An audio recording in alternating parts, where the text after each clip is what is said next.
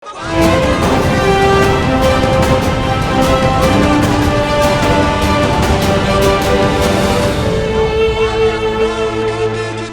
में हल्दिया से लेकर जगदीशगढ़ तक पाइपलाइन नहीं बन पाई तो फर्टिलाइजर का प्लांट कहां बनेगा।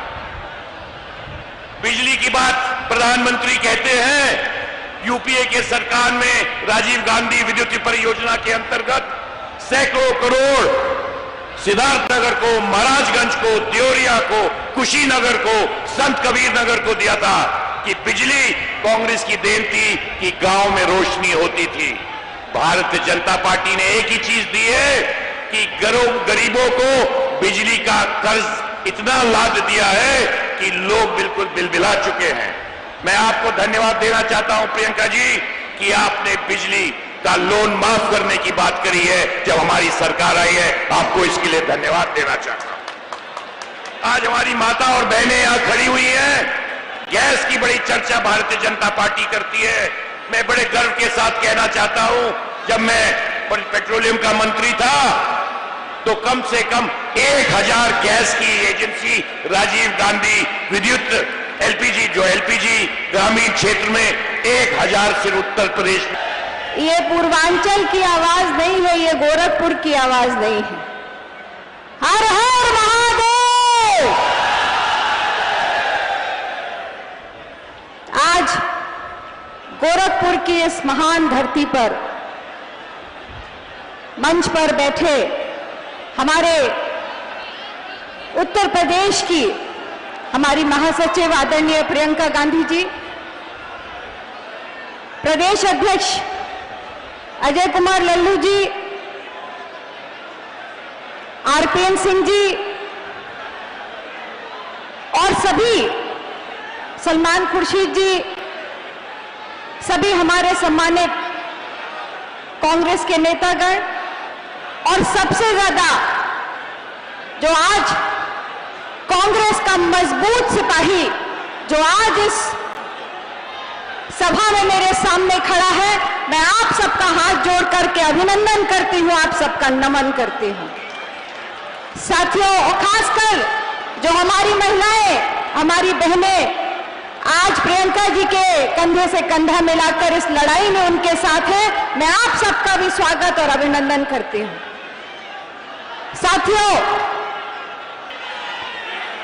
बहुत बहुत धन्यवाद मोना जी। आपकी बात से याद आता है, वसूलों पर आ जाए तो टकराना जरूरी है, अगर जिंदा है तो जिंदा दिखना जरूरी है। मैं आमंत्रित करना चाहती हूं उत्तर प्रदेश कांग्रेस कमेटी के अध्यक्ष श्री अजय कुमार लल्लू जी को। उनका संघर्ष, उनका जुझारूपन, उनकी निर्भीकता किसी से छुपी नहीं है, वो आए और आपको संबोधित करें। मंच पर उपस्थित आज के इस प्रतिज्ञा रैली में उत्तर प्रदेश की आयरन लेडी और जिन्होंने अपने संघर्ष के दम पर एक नई पहचान कांग्रेस पार्टी को दी है, राष्ट्रीय महासचिव प्रभारी हम सबकी नेता आदरणीय प्रियंका गांधी जी, मंच पर बैठे छत्तीसगढ़ के लोकप्रिय मुख्यमंत्री आदरणीय श्री भूपेश बघेल जी, मंच पर बैठे सीएलपी लीडर और विधानसभा में हमारी नेता आराधना मिश्रा मोना जी, मंच पर बैठे इस पूर्वांचल के विकास की एक नई इबादत लिखने वाले और जिन्होंने पूर्वांचल में गैस एजेंसी का जाल बिछाया, पूर्वांचल में सड़कों का जाल बिछाया, ऐसे यशस्वी लोकप्रिय पूर्व सांसद केंद्रीय गृह राज्य मंत्री आदरणीय आरपीएन सिंह जी, मंच पर बैठे आदरणीय सलमान खुर्शीद साहब, उपस्थित सभी सम्मानित नेतागण, सभी फ्रंटल के अध्यक्षगण, उत्तर प्रदेश कांग्रेस कमेटी के सभी पदाधिकारी बंधुओं, सम्मानित इस गोरखपुर के जिलाध्यक्ष जी, शहर अध्यक्ष जी और यहाँ उमड़े हुए सभी हमारे बुजुर्गवार नौजवान मित्रों, माताओं, बहनों, पत्रकार बंधुओं, साथियों, आज मैं बड़ा भावुक हूं।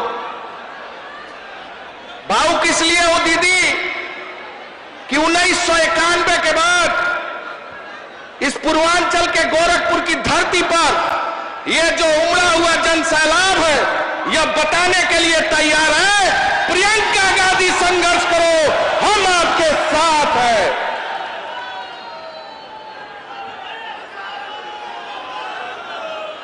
भावुक इसलिए भी हूं कि इस पूर्वांचल के कोने कोने से लोग यहां आए हुए हैं, जिन्होंने आज इस रैली को सफल बनाने में अपना महत्वपूर्ण योगदान दिया। भावुक इसलिए भी हूं कि संगठन का एक एक पदाधिकारी, चाहे वो न्याय पंचायत हो, ग्राम सभा अध्यक्ष हो, आज अपनी ताकत को एहसास कराने के लिए यह इतनी बड़ी संख्या में एकत्रित है।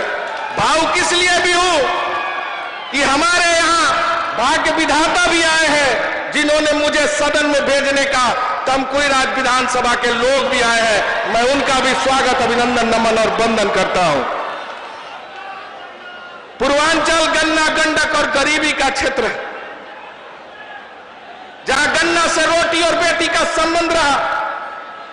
देवरिया और कुशीनगर चीनी का कटोरा कहा गया, लेकिन आज वर्तमान समय में समाजवादी पार्टी, भारतीय जनता पार्टी और बहुजन समाज पार्टी ने उस पूरी चीनी के कटोरों को बंद कर दिया, बेच दिया, औने पौने दाम पर नीलाम कर दिया। पूर्वांचल की धरती, ये धरती बुद्ध के निर्वाण की धरती, ये धरती कबीर की धरती, ये धरती गोरखनाथ की धरती। इस पावन धरती को मैं प्रणाम करता हूं, यहां की जनता को प्रणाम करता हूं।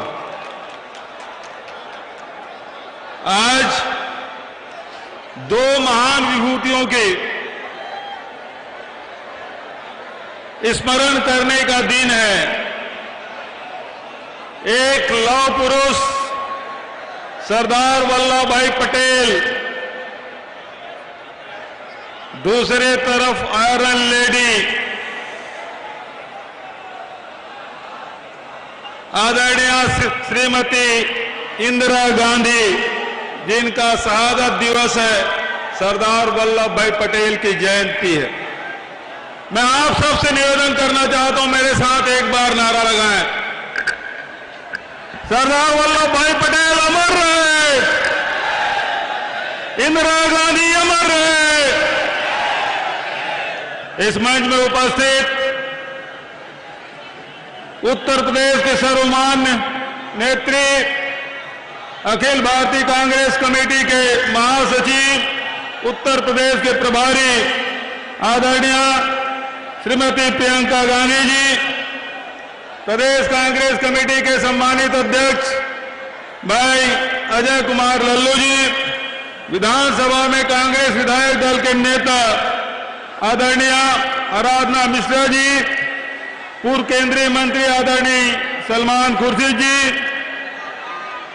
पूर्व मंत्री आदरणीय भाई आरपीएन सिंह जी, सांसद, पूर्व सांसद जितेंद्र सिंह जी, भाई अखिलेश प्रताप सिंह जी, लालचंद निषाद जी, नसमुद्दीन सिद्दीकी जी, कमल किशोर कांवड़े जी, इमरान प्रतापगढ़ी जी और सभी हमारे एआईसीसी के सभी प्रभारीगण, मंच में उपस्थित हमारे सभी नेतागण, उपस्थित भाइयों, बहनों, युवा साथियों और पत्रकार साथियों, ये धरती कबीर, ये धरती भगवान बुद्ध, गुरु गोरखनाथ की धरती, जहां करुणा है, प्रेम है, दया है, यहां भाईचारा है, यहीं से पूरी दुनिया को संदेश गया। लेकिन मुझे समझ नहीं आ रहा है, नाथ संप्रदाय में तो जो वंचित हैं, गरीब हैं, किसान हैं, मजदूर हैं, उसे गला लगाने की परंपरा है। लेकिन योगी आदित्यनाथ जी, आपको क्या हो गया कि आप गरीबों के घर में बुलडोजर चलाने लगे? आप योगी आदित्यनाथ हैं कि बुलडोजर नाथ हैं?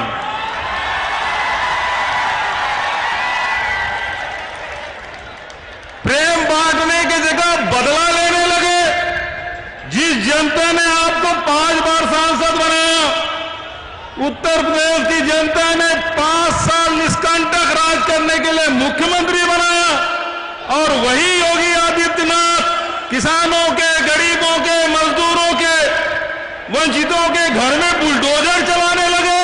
अरे इनका नाम तो बुलडोजर नाथ रखना चाहिए, योगी आदित्यनाथ नहीं।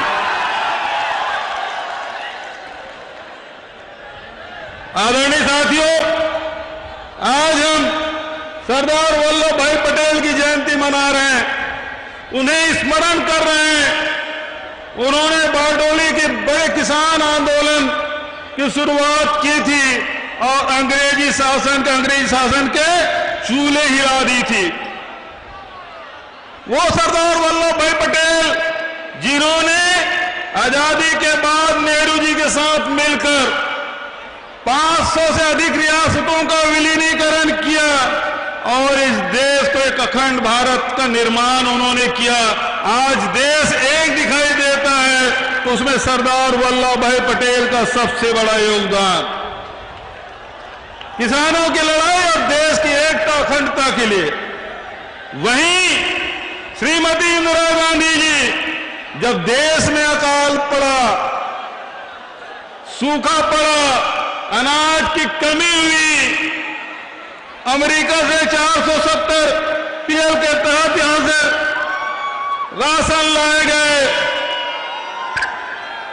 तब उन्होंने किसानों के साथ मिलकर किसानों का आह्वान किया, हरित क्रांति उन्होंने लाई और देश को अनाज के मामले में आत्मनिर्भर बनाने का काम किया। वो श्रीमती इंदिरा गांधी जी, और इंदिरा जी ने देश के एकता और अखंडता के लिए जो पाकिस्तान बार बार हमारे तरफ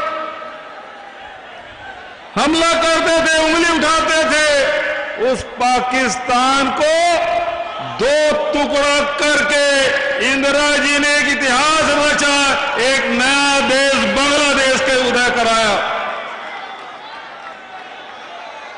उस समय हमारे बड़े बुजुर्ग हैं, उनको याद होगा कि इंदिरा जी को गूंगी गुड़िया कहते थे। राजेश बघेल जी, अजय कुमार लल्लू जी, आराधना मोना जी, सलमान खुर्शीद जी, आरपीएन सिंह जी, नसीमुद्दीन सिद्दीकी जी, कमल किशोर कमांडो जी, जितेंद्र सिंह जी, मोहम्मद मुकीम जी, लालचंद निषाद जी, हरद्वार पांडे जी, अखिलेश प्रताप सिंह जी, राम जियावन जी, अमरीश पांडे जी, निर्मला पासवान जी, पप्पू चौधरी जी, यहाँ के पूर्व विधायक, पूर्व नेतागण और सारे फ्रंटल्स, महिला के भी अध्यक्ष, यूथ कांग्रेस, एनएसयूआई के मेरे भाई बहन, आप सबका बहुत बहुत स्वागत। क्या हाल चाल बा? ठीक मानी जानो? आज यहाँ आने से पहले मैं सोच रही थी कि भाषण में मैं क्या क्या कहूं। मैंने सोचा कि जब जब चुनाव आता है, नेता आपके सामने आते हैं भाषण देने, तो जो सत्ता में होता है वो आपको ये सपना दिखाता है कि आपका जीवन अब बहुत ही अच्छा बन गया है। जो विपक्ष में होता है वो आपको ये गिनाना चाहता है कि सब खराब है, क्या गलत है, क्या हुआ, क्या नहीं हुआ। तो सच्चाई क्या है? जो सत्ता में है जो आपको वो सुनाते हैं, जो विपक्ष में है वो सुनाते हैं। क्या सच्चाई है? देखिए, पिछले 2 सालों में उत्तर प्रदेश में मैं काफी घूमी हूं, भ्रमण किया है मैंने, और मैंने अपने देश के बारे में एक सच्चाई समझी। मैंने ये समझा कि ये आस्थाओं का देश है। हम अपने देश में आस्था रखते हैं, धरती पर आस्था रखते हैं, अपनी मेहनत में आस्था रखते हैं, अपने धर्म में आस्था रखते हैं और अपने नेताओं में भी आस्था रखते हैं। हम जब अपने नेताओं में आस्था रखते हैं तो हम ये आस्था रखते हैं कि हमसे जो कह रहे हैं, जो हमारे लिए करने जाएंगे, वे सच्चाई से, समर्पण के साथ और निष्ठा के साथ करेंगे।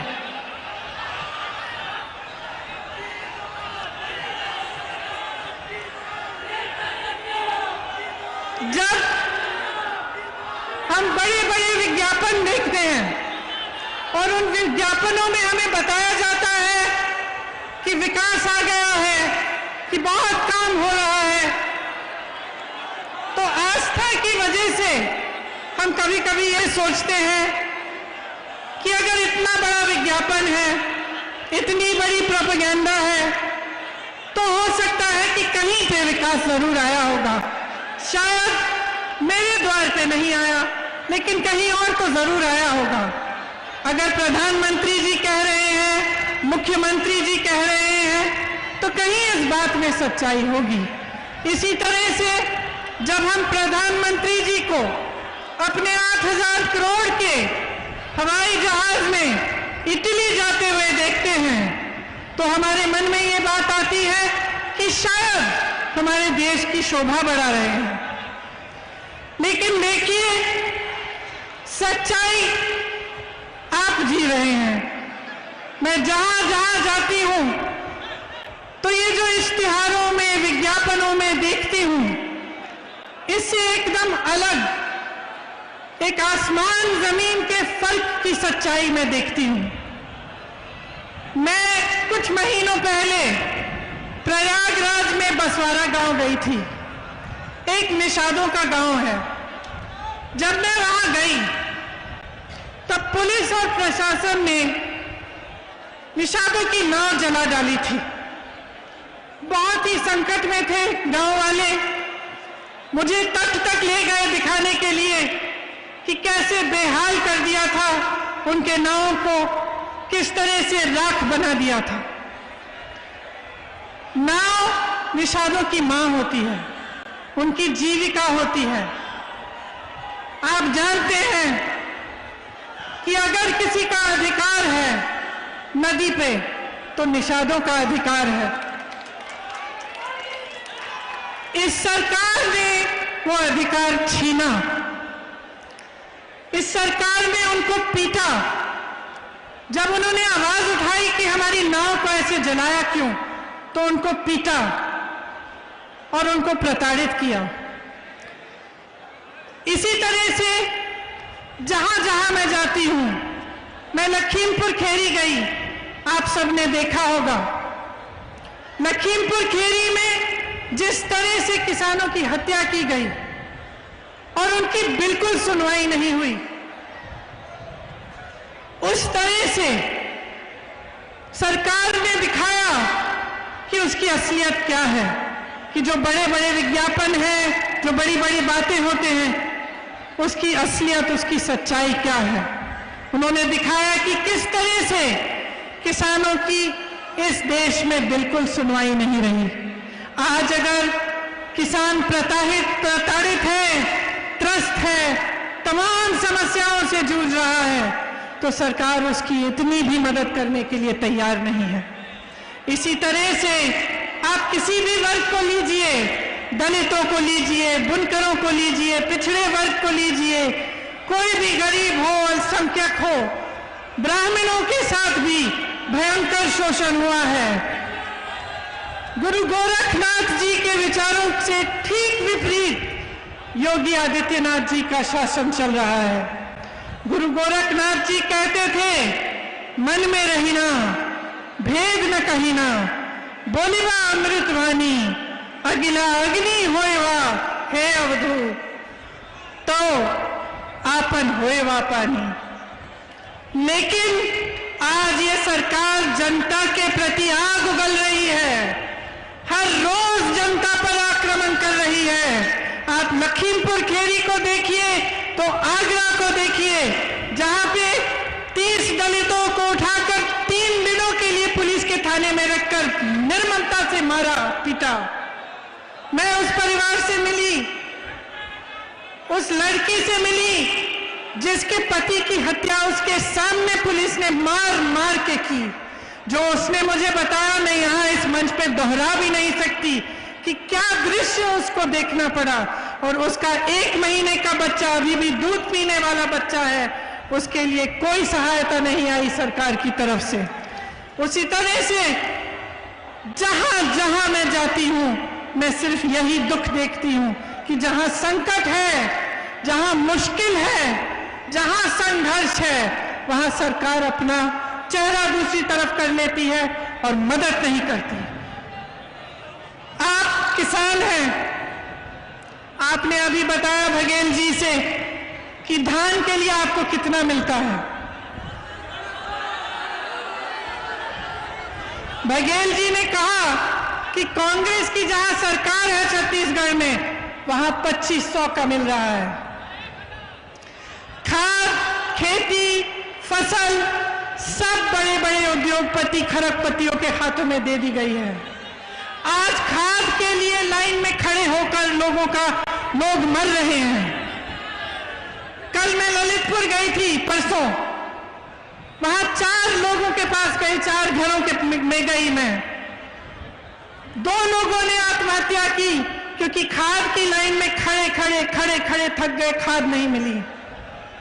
2 लोग ऐसे थे जो खाद की लाइन में खड़े हुए घर नहीं जा पा रहे थे, खाना खाने के लिए, पानी पीने के लिए, क्योंकि लाइन छूट जाती। वहीं पे दम तोड़ दिया उन्होंने। जब मैं उनके परिवारों से मिली, घर में मैंने देखा कुछ नहीं था, सिर्फ कर्ज में डूबे हुए थे। 3-4 लाख रुपयों के कर्ज में डूबे हुए थे।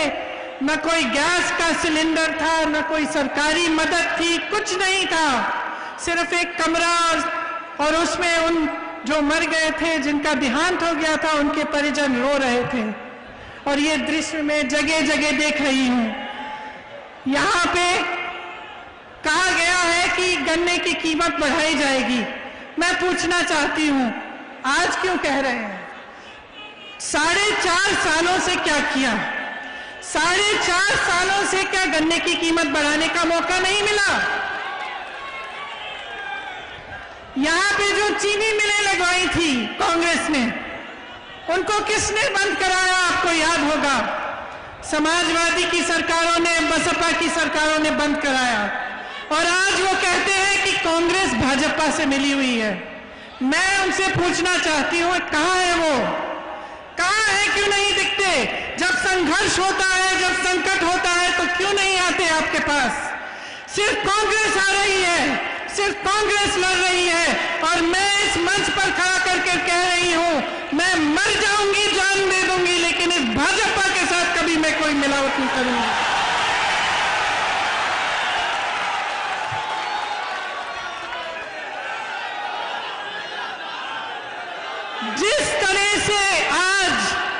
जिस तरह से आज महंगाई ने आपके जीवन खराब कर दिए हैं, जिस तरह से आप जूझ रहे हैं कि 1000 रुपए का पेट्रोल डीजल, 900 रुपए, 1000 रुपए में सिलेंडर, आप कैसे गुजारा करते हैं? मैं जानना चाहती हूं, कैसे गुजारा कर रहे हैं? जितने भी छोटे छोटे दुकानदार हैं, तमाम दुकानें बंद की गई हैं। यहां गोरखपुर में मैंने सुना कि बुलडोजर लगा रखा है। और आप सबके रोजगार जो कोरोना में खत्म हुए, क्या आपके लिए सरकार ने कुछ किया, मदद की? कबीरदास जी कहते थे, साईं इतना दीजिए जामे कुटुंब समाए। भाजपा का मुझे लगता है कि विचार ये है कि जनता से लूट लूट के पूंजीपतियों को दो पहुंचाए। महंगाई इतनी बढ़ाओ कि जनता त्राही त्राही चिल्लाए। आप सब जानते ही हैं कि पिछले 7 सालों में जब से केंद्र की सरकार, भाजपा की सरकार केंद्र में आई है, तब से तमाम परिवारों की आय घटी है। देश का किसान हर दिन सिर्फ 27 रुपए कमाता है और प्रधानमंत्री जी के खरबपति मित्र एक दिन में 1000 करोड़ रुपए कमाते हैं। जब आपके लोन माफी की बात होती है तो सरकार कहती है पैसा नहीं है। उनके लोन कब से माफ किए हुए हैं आप उनसे पूछिए। सारी संपत्तियां इन्होंने बेच डाली हैं। कांग्रेस ने रेलवे बनाए, हवाई अड्डा, सड़कें, सब कुछ आपको बना कर दिया। एक एक करके सारा बेच रहे हैं। कहते हैं कि 70 सालों में क्या किया। मैं कहती हूं कि 70 साल की मेहनत इन्होंने 7 सालों में गवा दी है।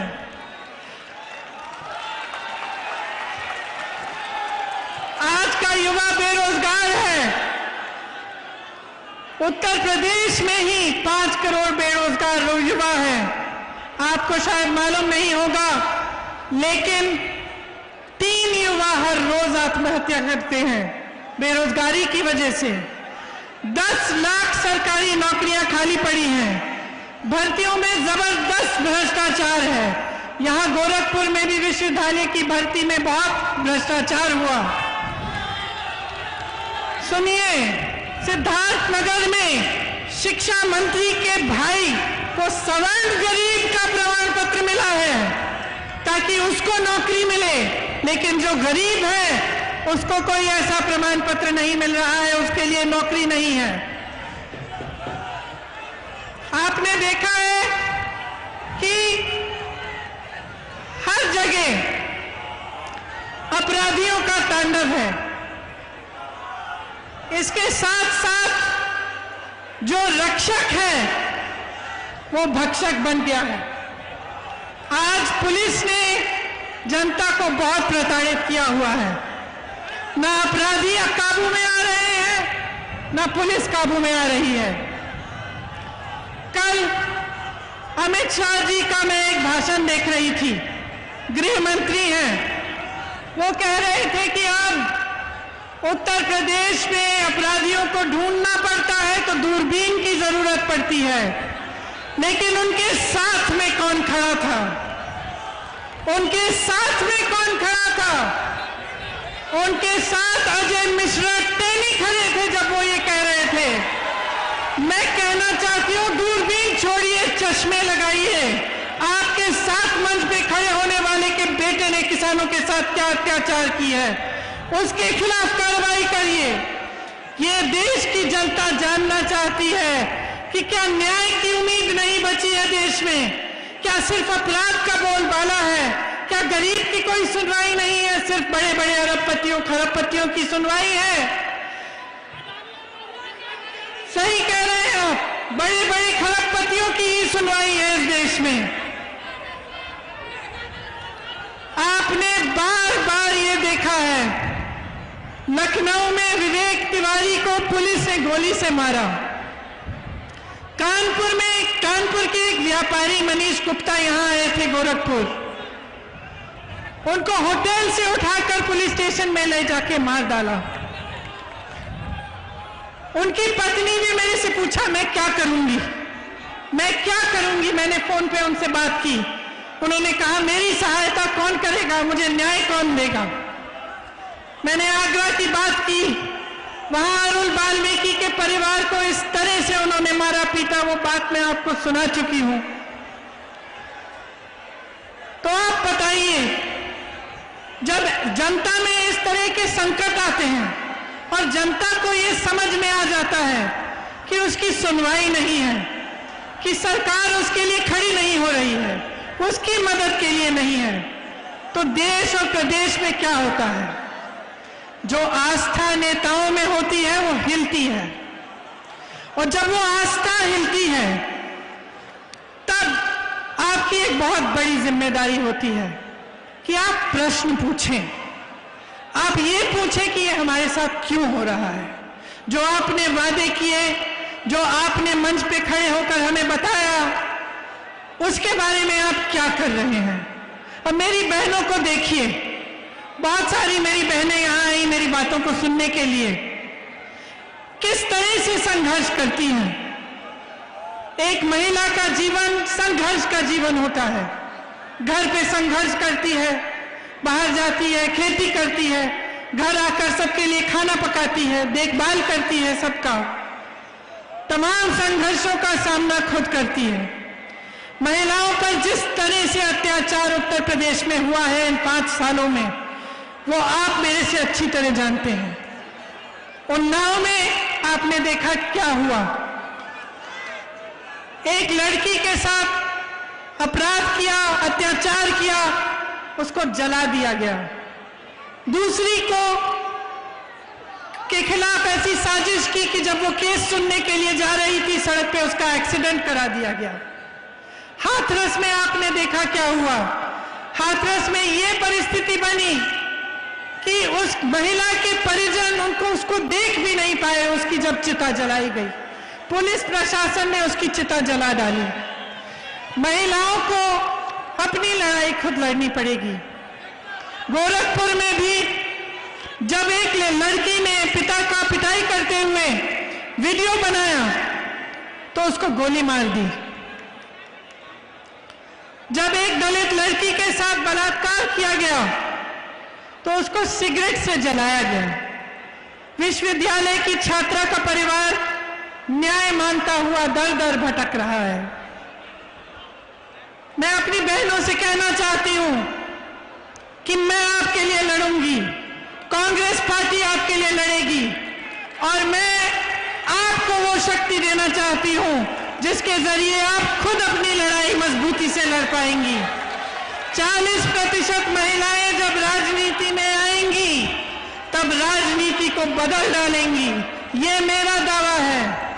क्योंकि महिलाओं में करुणा है, महिलाएं बहुत समझदार होती हैं, लड़ने की क्षमता होती है महिला में, और जितने अत्याचार महिलाओं के साथ हो रहे हैं उनका सामना हम ऐसे करेंगे। जब हम राजनीति में और महिलाएं आएंगी तब हम सामना करेंगे, क्योंकि जब महिला को परेशान किया जाएगा वो हमारे पास आएगी, महिलाओं के पास आएगी, तो हमें वो संवेदना भी होगी और वो शक्ति भी होगी कि हम उसकी मदद कर पाए।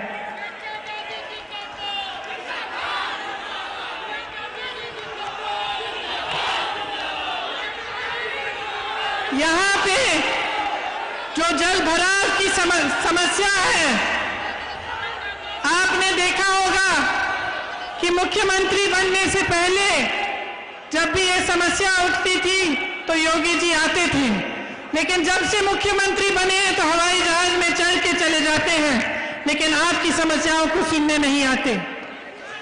जिस तरह से इनकी सरकार ने जन जन की रोजी रोटी खत्म की है, ये आप अच्छी तरह से जानते हैं।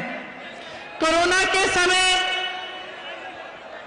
जिस तरह से सरकार ने आक्रमण किया पब्लिक पे कि जो ऑक्सीजन मांग रहा था उसके खिलाफ कार्रवाई की गई, उसको कहा गया कि तुम्हारी जमीन जब्त कर देंगे। जो परेशान था, जो हॉस्पिटल का वीडियो निकलता था कि अस्पताल में परेशानी है, तो उस हॉस्पिटल को दबाया जाता था, वहां जाकर प्रताड़ित किया जाता था। मदद नहीं आई, सहायता नहीं हुई, कितने लोगों की कोरोना से मौत हुई। आपने देखा कि नदी में लाश किस तरह से बह रही थी, लेकिन सरकार की तरफ से कुछ मदद नहीं आई। जिनकी रोजी रोटी कोरोना की वजह से भी छिन गई, आज तक उनको सहायता नहीं मिली है। कांग्रेस पार्टी ऐसे कमजोर परिवारों को 25,000 रुपए की नकद आर्थिक सहायता देगी।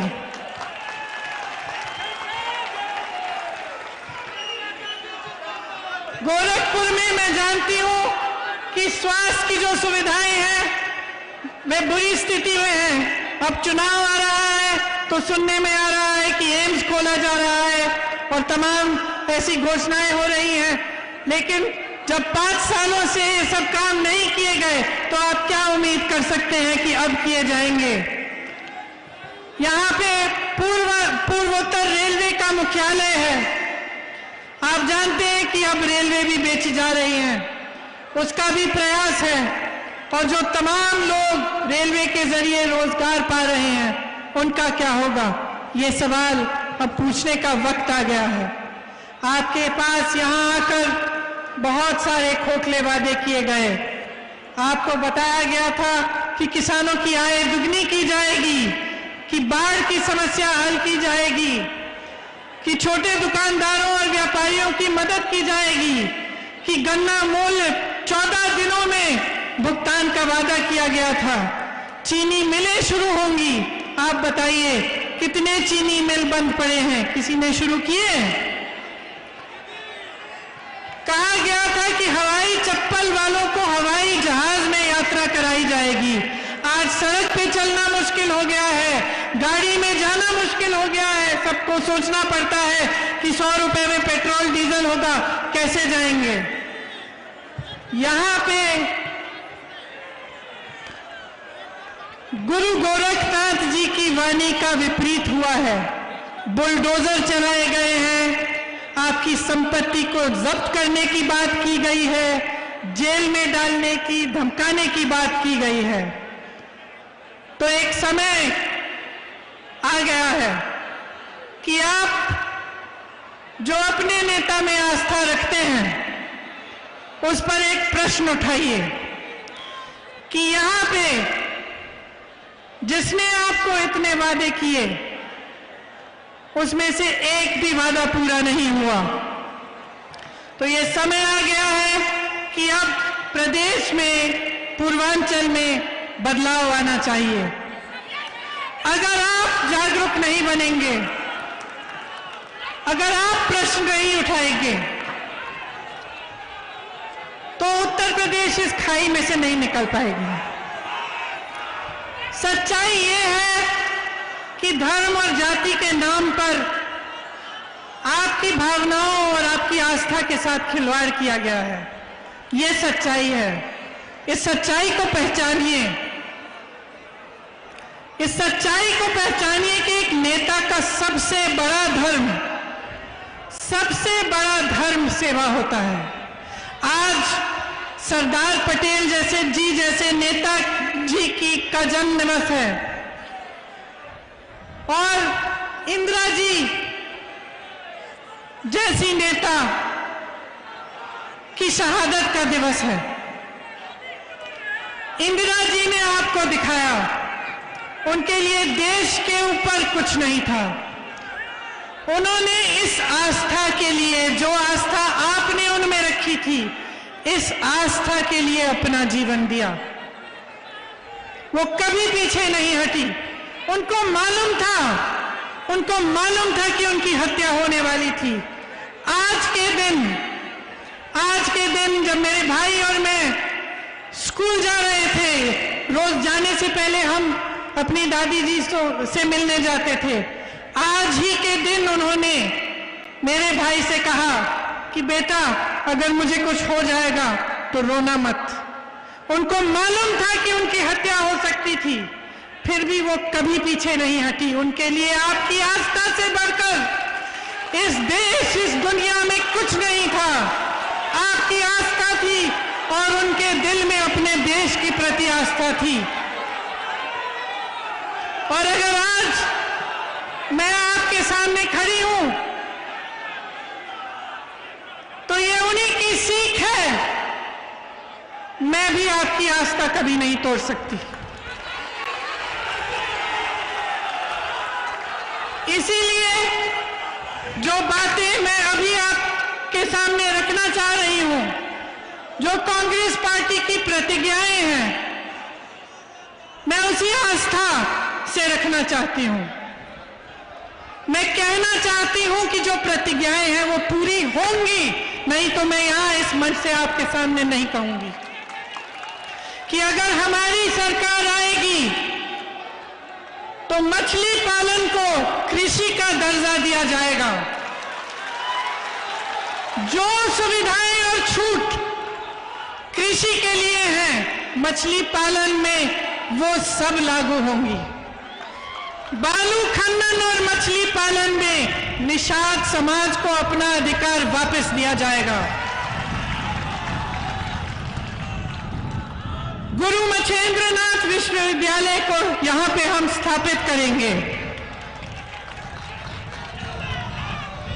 किसानों के लिए मैं कहना चाहती हूं कि हमारी ये प्रतिज्ञा है कि हम आपका पूरा कर्जा माफ करेंगे। हमने पहले भी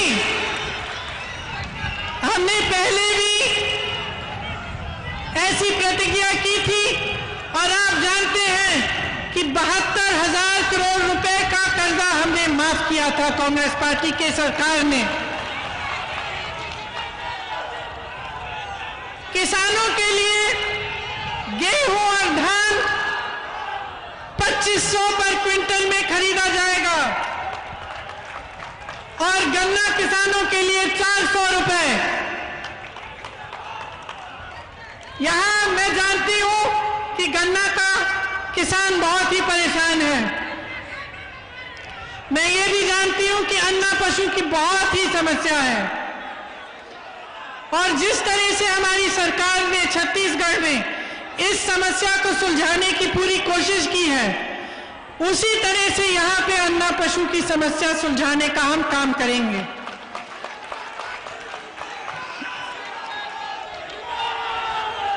अन्ना पशु की जो समस्या है उसका हम संपूर्ण समाधान निकालेंगे, जिससे पशु भी बचेगा और आपका भी फायदा होगा।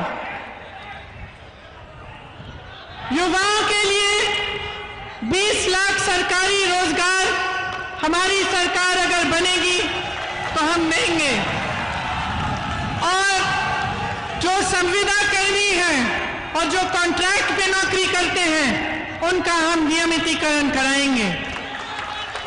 अपनी बहनों के लिए मैं कह चुकी हूं कि 40% महिलाएं कांग्रेस पार्टी विधानसभा के चुनाव में महिलाओं को टिकट देगी।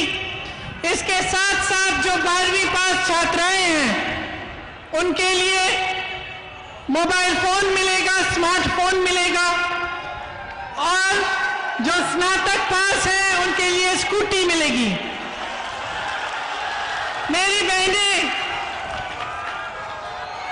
आपको भाजपा सरकार ने कहा था कि आपको 1 सिलेंडर मुफ्त मिलेगा। उसके बाद उन्होंने सिलेंडर के दाम ऐसे उठा दिए कि आपको वही 1 सिलेंडर अगर मिला तो मिला, उसके बाद नहीं मिल पाया। हमारी सरकार आपको साल में 3 सिलेंडर मुफ्त देगी। आप मेरे दिल के बहुत करीब हो, आपके लिए सब कुछ। आप जब सरकारी बस में यात्रा करेंगी तो आपकी यात्रा मुफ्त होगी। आंगनबाड़ी और आशा बहुएं दिन रात काम करती हैं, उनको कम से कम 10,000 रुपए का मानदेय मिलेगा। कोरोना में बहुत लोगों ने बहुत संकट का और संघर्ष किया, बहुत संकट का सामना किया। हमारा संकल्प है कि कोई भी बीमारी हो 10 लाख तक उसका मुफ्त इलाज सरकार कराएगी।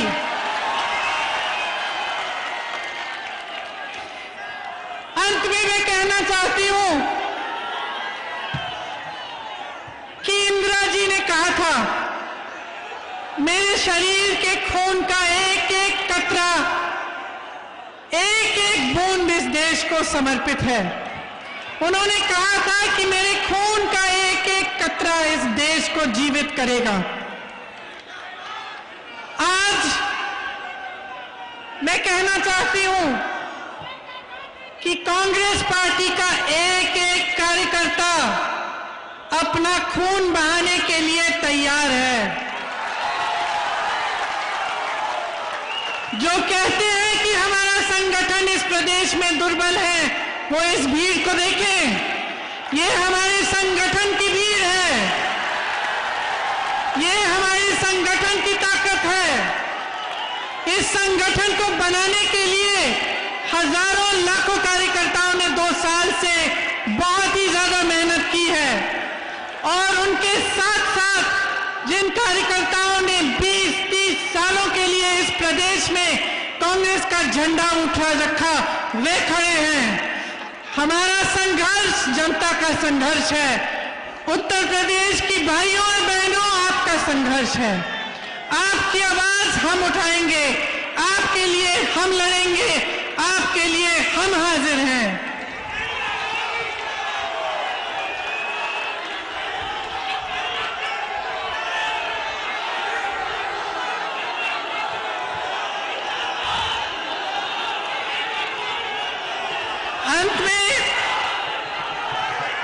अंत में